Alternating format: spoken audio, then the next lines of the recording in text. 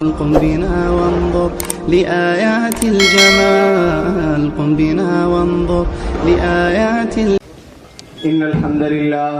وبه نستعين أما بعد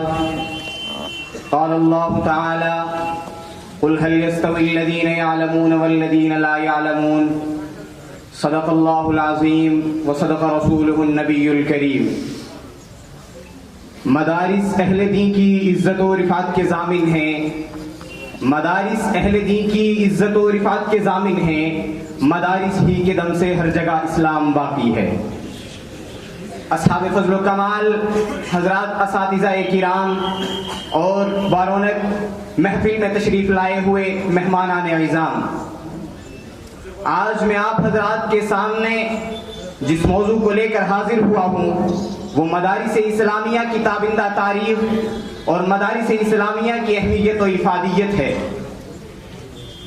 مدارس اسلامیہ کی تاریخ صحبہ نبی صلی اللہ علیہ وسلم سے وابستہ ہے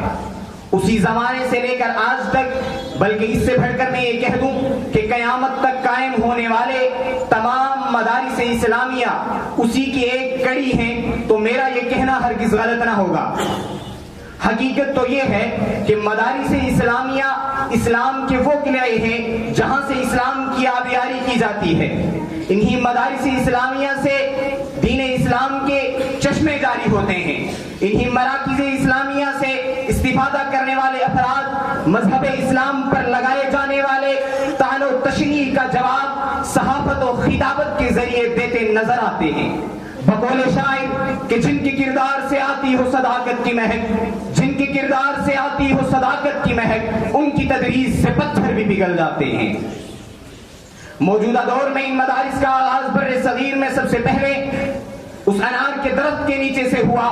جسے پوری دنیا دارالعلوم دیوبند کے نام سے جانتی ہے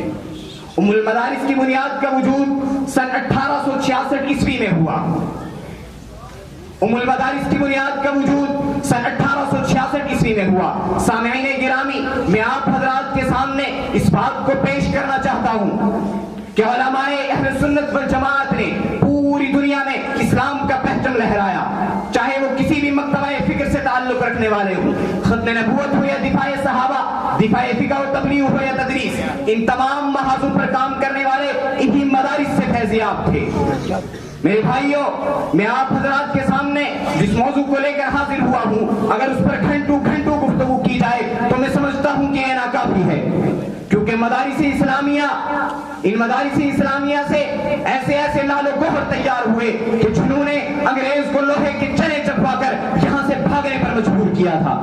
مسلمانوں آؤ میں تمہیں بتاتا ہوں آزادی وطن کا سور پھونکنے والے محدث جلیل شاہ عبدالعزیز دہلوی رحمہ اللہ تعالی علیہ انہی مدارس کے تربیت یافتہ تھے جگر تھام کے آگے بڑھو اور بالا کوٹ کی پہاڑیوں کا نظارہ کرو تو سید احمد شہید شاہ اسماعیل شہید مولانا عبدالحی رحمہ اللہ تعالی علیہ کی شکل میں مجاہدین اسلام اپنا خون جگر دکھا کر وفاداری کا سبق پڑھائیں گے اور یہ بتائیں گے کہ ان مدارس اسلامیہ سے انہیں کیسی تربیت ملی اور آگے چلو تو شیخ الہند اور شیخ الاسلام کی بامشقت اصلی مدارس اسلامیہ کی تاریخ نمایاں کرتی نظر آئے گی حقیقت تو یہ ہے کہ مدارس اسلامیہ کی تاریخ تابندہ اور روشن ہے لیکن ملت اسلامیہ کے غیور فرزندوں